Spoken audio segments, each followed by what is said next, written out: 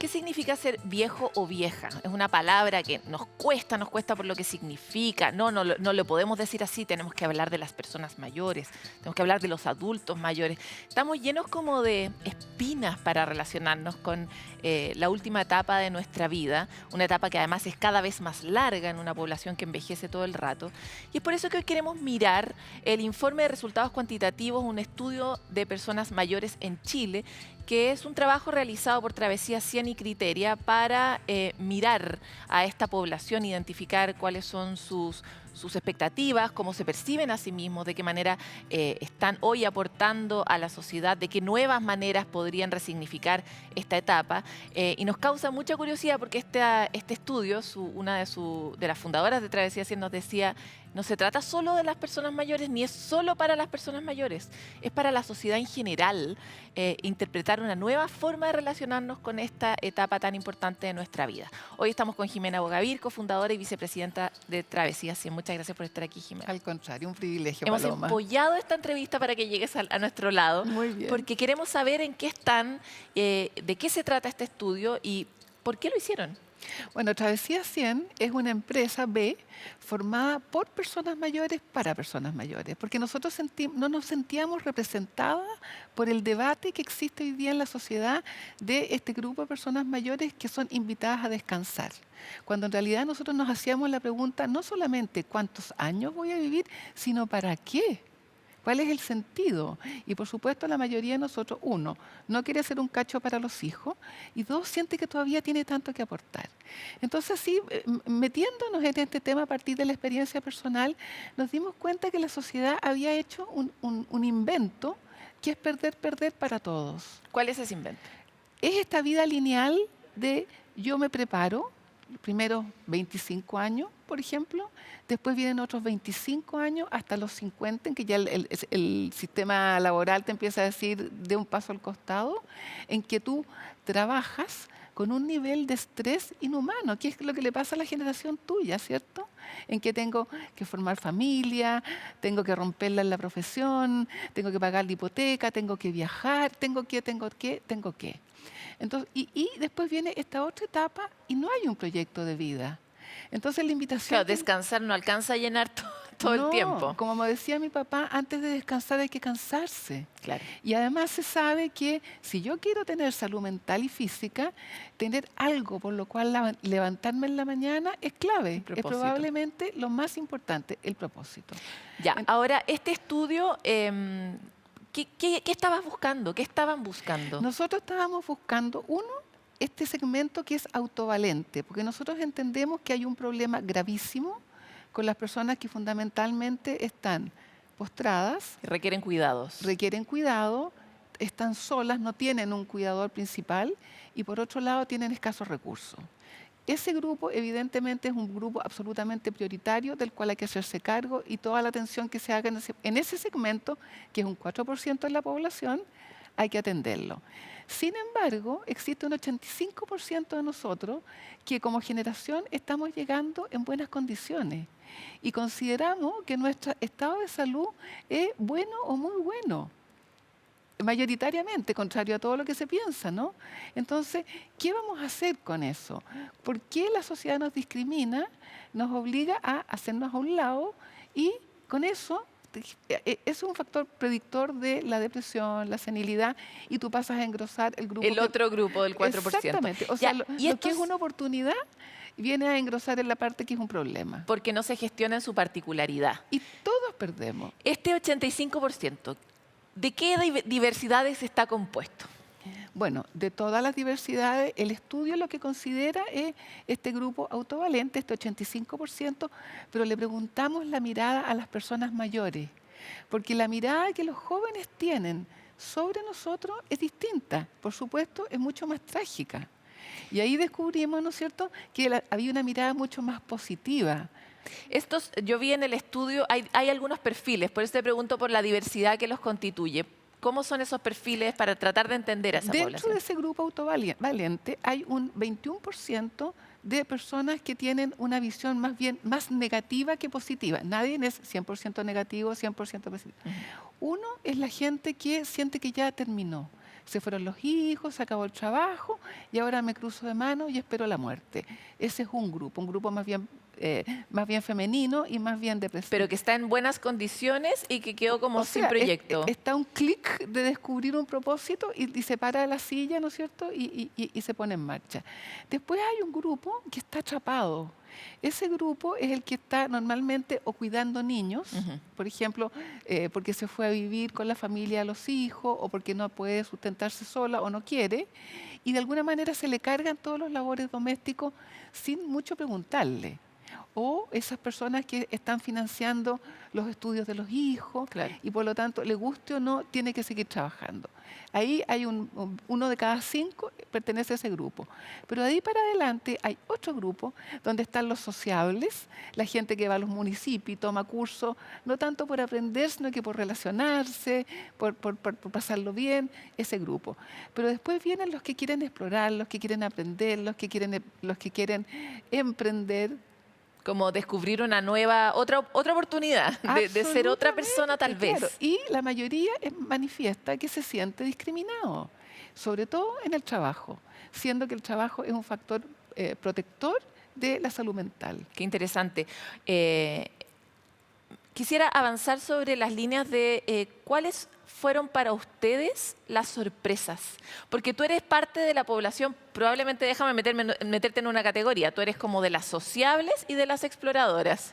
Claro, Ya, claro. ya. Y también de los rebeldes. ¿Ah? Ya, ¿esos Porque- también son una categoría? Claro, porque No están dispuestos a aceptar que la cosa sea así. los hijos, y no los vamos a apelar en este espacio, tienden a decirte, mamá, cuídate, mamá, no te expongas. ¿Para qué decir en la pandemia? Hay que cuidar a los abuelitos, ¿no es cierto? Ese lenguaje no nos ayuda, porque las personas a esta edad todavía tenemos ilusiones, Claro. tenemos proyectos de distinto tipo. A lo mejor es un emprendimiento que me complemente la pensión, o a lo mejor es sin fin de lucro en una junta de vecinos, cuidando niños. Sí, claro. Y de este estudio, ¿cuál fue para ti una sorpresa? El que tan mayoritariamente el 86% de este grupo tenía una visión más positiva que negativa. Y lo fascinante es que nosotros, esa Criteria había hecho un estudio similar el año 2009. Y resulta que la positividad ha ido en aumento, contrario de todo lo que piensa la mayoría de la gente. O sea, la gente ha empezado a tener una perspectiva más positiva de la vida desde 2009 a la fecha. ¿Y a qué se debería eso? Bueno, yo creo que porque esta es una generación que fuimos cambiando todo nuestro paso. Entonces no le encontramos sentido que si hoy día es una posibilidad llegar a los 100 y uno ve en todas las familias, la gente relata, mi abuelita está como tú, a los 90 y tanto, esa experiencia la empezamos a tener y por lo tanto dijimos, esto de la longevidad, si es un regalo que nos da la vida, bueno, tenemos que sacarle el jugo y sobre todo tenemos que entender para qué estamos vivos. Oye, me encanta toda la información y me parece tan crítica para poder desarrollar política pública. Yo me imagino que para ustedes eso es una tarea relevante y urgente. Absolutamente. ¿Qué tipos de políticas públicas podrían trabajar con este 85% de la población? ¿Dónde crees que dónde están los candados de ese Bueno, proceso? uno, yo pienso que está en el trabajo, porque el tema del trabajo como un trabajo obligatorio y de mala calidad, de alguna manera está atrapado en el tema de las pensiones, Sí, claro. porque claramente las pensiones son insuficientes. Entonces, cuando uno ve que en qué se te va la pensión es en salud, y aproximadamente el 60% de lo que tú recibes se va en salud, uno dice, bueno, entonces el problema no es el trabajo para aquellas personas que sí encontramos satisfacción en ello, porque nos daba vigencia, seguíamos aprendiendo, nos relacionábamos con otras generaciones. Entonces, eso es tan importante reflejarlo ahí en los costos de la medicina. Claro. Porque claramente creo que ese es un problema más que decir, no, es hora de descansar y por lo tanto los abuelitos descansen. Claro. Ahora, respecto Otro tema, perdón, es el tema de la educación. Porque, por ejemplo, en el estudio se ve cuáles son los grupos porque esto está transversal de todos los grupos socioeconómicos y de las distintas edades después de las 60. En todos los grupos la gente dice, yo quisiera, mayoritariamente, yo quisiera seguir trabajando y hay un tercio de eso que dice, yo quisiera seguir trabajando aunque no tuviera necesidad económica. Pero ¿quiénes son las personas que mayoritariamente dicen eso? Las personas que tuvieron educación superior. Claro. Entonces, el tema no es de nuevo trabajar o no trabajar, sino que cuál es la calidad del trabajo. Claro.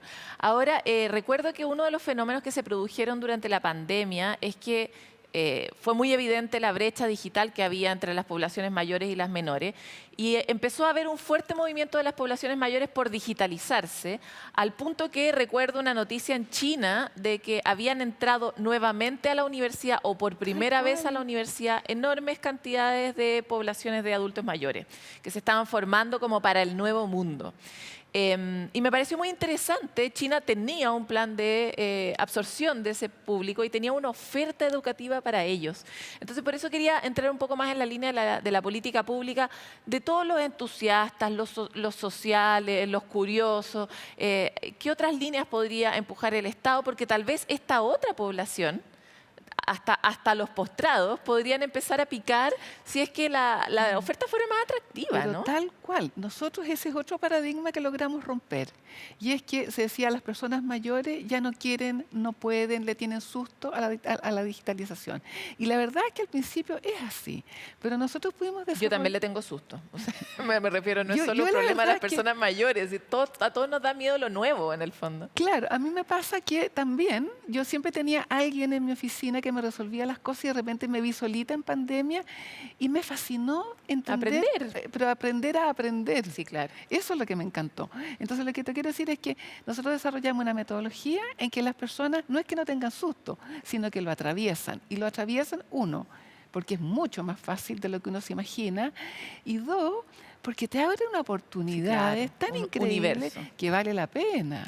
Ahora, ¿qué cosas específicas podría hoy, pienso en Travesía 100, como qué caminos hay hoy? Porque parte de lo que hacemos aquí en Sanamente es mostrar los caminos. Donde alguien ve esta entrevista, se siente completamente identificado con el estudio. ¿Qué caminos hay hoy día para una persona que tiene ese impulso, pero no sabe dónde vaciarlo? Yo creo que lo importante, y esta conversación, porque hay que tenerlas con los jóvenes, porque esta es época en que cosechas lo que sembraste antes. ¿Cuidaste o no tu cuerpo? ¿Qué pasó con la alimentación? ¿Qué pasó con el ejercicio?